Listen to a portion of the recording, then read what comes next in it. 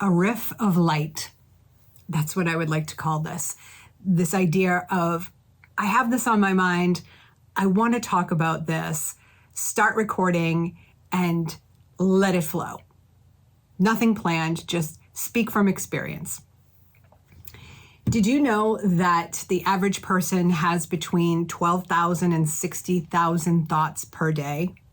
That is a lot of thinking. We spend a lot of time up in the swirling maze of thoughts in our minds. If you are an average person, 95% of the thoughts you think are repeats. They are repetitive. You've been thinking them for hours, days, weeks, months, years, perhaps your entire life you've been thinking these thoughts.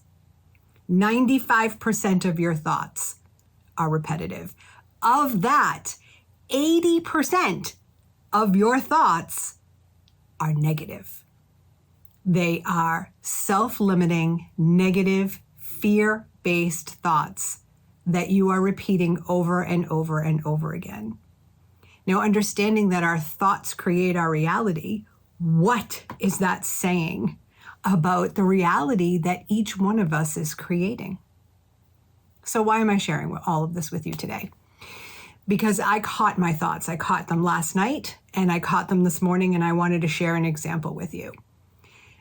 I practice self-awareness and mindfulness every single day. And this one really stuck out at me. So here I am sharing it with you. Last evening, yesterday was the summer solstice. Last evening, my husband and I attended a summer solstice sound bath.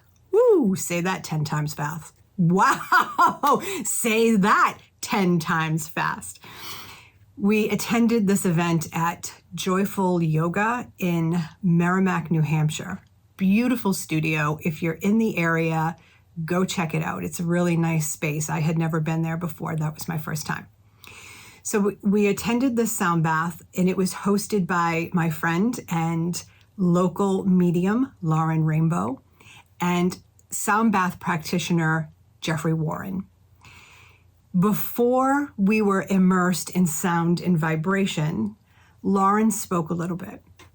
As she was speaking, I was noticing thoughts of, oh, and by the way, speaking of yoga, today is Friday, June 21st, and it is International Yoga Day. So yay to all of you, my fellow yogis out there. So before the event started, Lauren spoke, and her words were beautiful. I was completely open and receiving to what it was she was sharing with us. But I was noticing something as well. In those few minutes that she was talking, I was remembering how much, well, first of all, I love being in her energy anyway, but being in the energy of this type of community and being in the energy of the messages that were coming through and the messages that I was receiving. And I noticed last evening that I was thinking, I need to do more of this. I haven't been doing enough of this. I haven't allowed myself to be in this type of energy and this type of community in this way. And I'm not saying it always has to be a sound bath. And I haven't done it in so long. And I noticed a little something there, which I'm going to share with you in a minute. But I let it go because then we were invited to lie down and open up to receiving. And the event was absolutely beautiful. This morning, while I was having my tea, I was reading through Kristen Fontana's email. So Kristen Fontana is an evolutionary astrologer, and I love her email. So I opened up Aries, because I'm an Aries, and as I was reading through it, I noticed that my thoughts were, well, I was reading, but my thoughts in the back of my mind we're going back to the event last night. And what I noticed in that narrative that is constantly playing, you're not doing it right. You're doing your life wrong. You have not been engaged in these practices like you were last night in a long time. I'm wrong. I'm doing something wrong. I'm not doing my life right. So I stopped reading and I simply paid attention. Now, that narrative that runs in the back of our minds, that is where you can really tune into the voice of the inner critic or the voice of the perfectionist or the voices of your parents. And you can really begin to catch those core self-limiting, negative, fear-based beliefs, which are most likely rooted in your childhood conditioning, your childhood programming. That's why I brought in the voice of the parent. So that little girl inside of me was thinking she is doing something wrong because I have let certain practices go. Now, life is all about practices. Any of you on a spiritual journey, a journey of personal development, self-empowerment, we create practices for ourselves. We put ourselves in certain environments with certain people to be in the energy of. But practices can move in and out of our awareness. I imagine if you're listening right now, you've been in a conversation with someone who has brought something up and you're like, wow, I haven't thought about that in a long time. I haven't done that in a long time. Or, I know to use that spiritual tool, but sometimes I forget about it. Well, this was the case. Because our practices move in and out, what I was feeling last night, I want more of, and I've been in before, but it's okay that I haven't been engaged in that type of energy, in that type of community.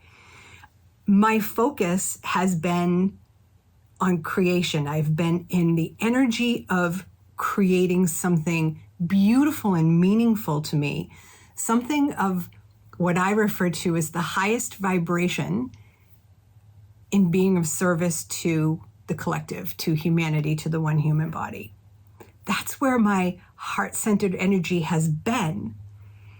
But last night was a reminder of, I want more of this. And because I'm near the end of my creation, I can start to shift now. Not that I couldn't before, but it was a reminder, oh yes, this exists. And I want to engage more in this stuff again.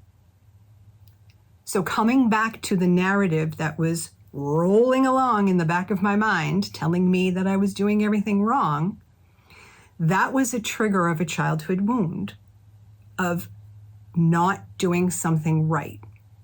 Now, when we practice awareness and mindfulness of our thoughts, it can open the door to be triggered by the wounds. So for me, for example, that idea of I'm doing something wrong leads to self-punishment, beating myself up, and then getting angry at myself because I'm beating myself up, and then projecting that anger onto the people who I love the most. That's how my wound shows up. But I caught it this morning. Like I said, when we're practicing that awareness, that mindfulness of our thoughts, we can also open the door to infuse our mind, our body, our humanity, our experience with compassion, which is the complete opposite. And from my experience of talking to the people that I have spoken to over the years, there's a lack of self-compassion. So this opens it up to just be saturated with that idea of unconditional love for self and compassion for self. So that awareness moved me out of self-limiting, fear-based, wounded triggers to the idea of, oh, well, hold on a second. I've done much of this in the past, and just because I haven't done it recently doesn't mean that it's still not available to me and that I can't engage in it or immerse myself in it like I did last night. So this is a practice of watching your thoughts.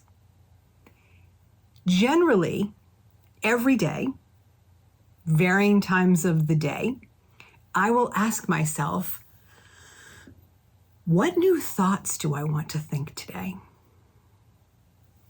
And we'll practice. Again, this is always a practice. It's not about perfecting anything. It's about wanting to actually engage in a practice that will help you transform and be more of who you are.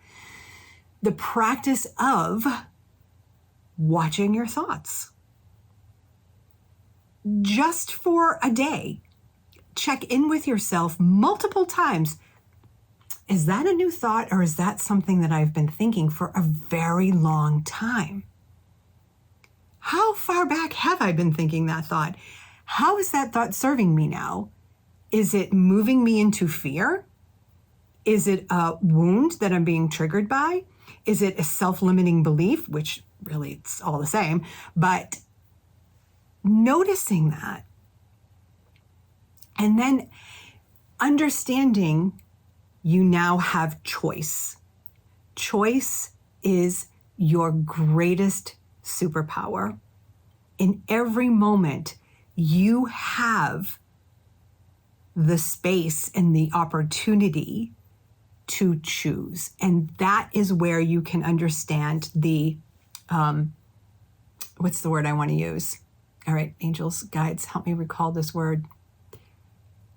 Yeah, I'm taking too long because I'm all up in my head. Okay, so it's not coming. It will in a second. Contrast. Here is a choice. Here is the contrast. This thought is keeping me limited. It's keeping me in fear. Now I have a choice, and I can stay here and move through my pattern, because what happens is when we have the thought, a meaning is immediately assigned to the thought, which means a feeling is generated within you. And oftentimes, if not all the time, there's also a physical sensation that goes along with that. So if you have a self-limiting, fear-based thought, you might then have feelings of fear or anger or irritability or anxiety. And if you're paying attention, you might also feel something in your body, like butterflies in your belly, or a tightening of your chest, or a tightening of your throat. It's all connected. So the moment you have that thought, if you're listening to that narrative and paying attention, you can catch it. Understand that a feeling is immediately generated. And then that story you're telling yourself, that thought, that belief, and that feeling that you're feeling then dictates your behavior. So if we're using my example, if I didn't catch it, then I would have subconsciously, unaware to me, moved through that pattern of beating myself up. And then noticing that I was irritated. Every time I notice I'm irritated, it usually goes back to the idea that I'm beating myself up in some way. So coming back to my example, if I went in the root of fear, if my behavior was based on the thought, the belief, and the feeling, then I would have gone through that whole process, beating myself up, being angry at myself, and then lashing out irrationally. But instead, I was given choice. I saw the contrast. And I decided to move towards compassion instead. And it only takes a few moments. For me, This morning, as I mentioned, it was the idea of, well, now let me look for something. Let me enroll in the next thing. Let me go and do this. Let me put myself back into this sort of energy because this is what I need and this is what I want. Open yourself up to allowing compassion to infuse every area of your everything, life, again, humanity, your body, your mind, your heart. Think about thoughts. Consider the idea of practicing awareness around the narrative that is constantly going in the back of your mind. And you can do this, something as simple as maybe you're reading something and then you shift your awareness, you shine a light of your awareness to the back of your mind and that rolling narrative. And notice what it's saying. And please do this from a place of compassion, kindness, and gentleness. It's very easy, especially for us women, to notice that we're thinking something negative, or we've been thinking this forever, or we're buying into what those voices are saying, and then start beating ourselves up, being hard on ourselves. Instead, celebrate any awareness, because all awareness is to be celebrated. I think that's all I wanted to say today. That was a lot. Let me just check in.